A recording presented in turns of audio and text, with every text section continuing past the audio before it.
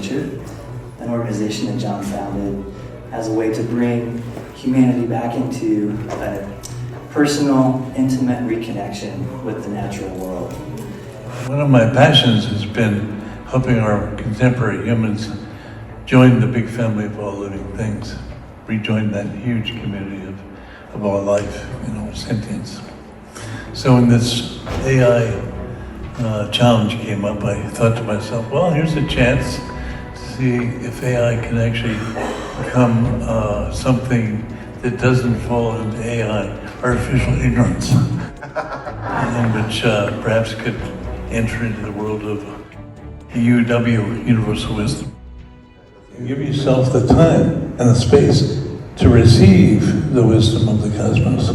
Then the insights that come through are extraordinary. And this was the ancient way that all the original cultures maintained harmony and balance and insight and a caring relationship to the rest of the big family of all living things. Thank you.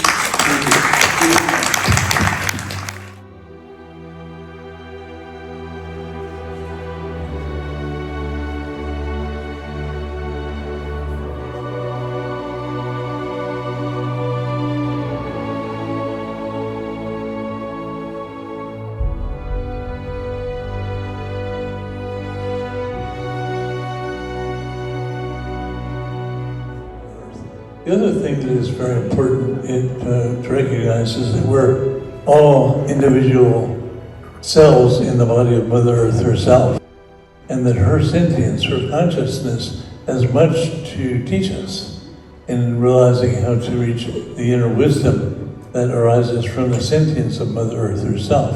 But we have to take a little time to make the process to create the space and the time and the sounds to let ourselves hear what the voice of Mother Earth is all about, what she may have to teach us.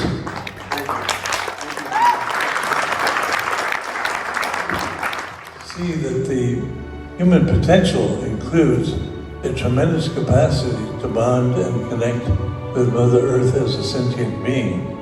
And we need to de-domesticate ourselves and rewild ourselves so we begin to recover some of the abilities that our brothers and sisters in the plant and animal kingdom, all creatures have telepathic capacity.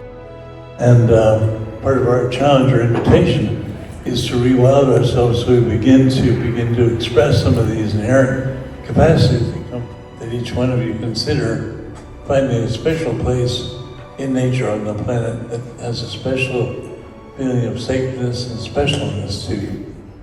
Go to that place with an open heart and ready to listen, and begin to cultivate a relationship of love and kindness and respect with nature, and with a realization that maybe you can learn something from things we call other species. Each one of you can have the receipt of that same wisdom by simply finding a special spot where you go to each day with a little quiet time to open yourself up to listen and go into humility and a sense of deep respect. Go deep into the opening of yourself in a state of deep relaxation and presence. Let that relaxation and presence open you to hear the lessons that the planet and nature have to teach you. From that will come the wisdom that can completely change your life, often create a brand new direction. I've taken probably 10 to 20,000 people through this way of nature process where you do exactly what I just said.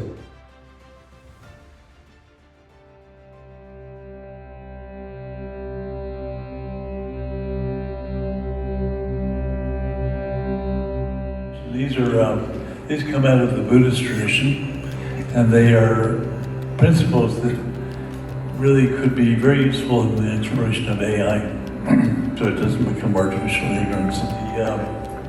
The four immeasurables are some of the basic manifestations of how we manifest and experience that manifestation as we begin to emerge from, you might say, the pure awareness, pure consciousness aspect.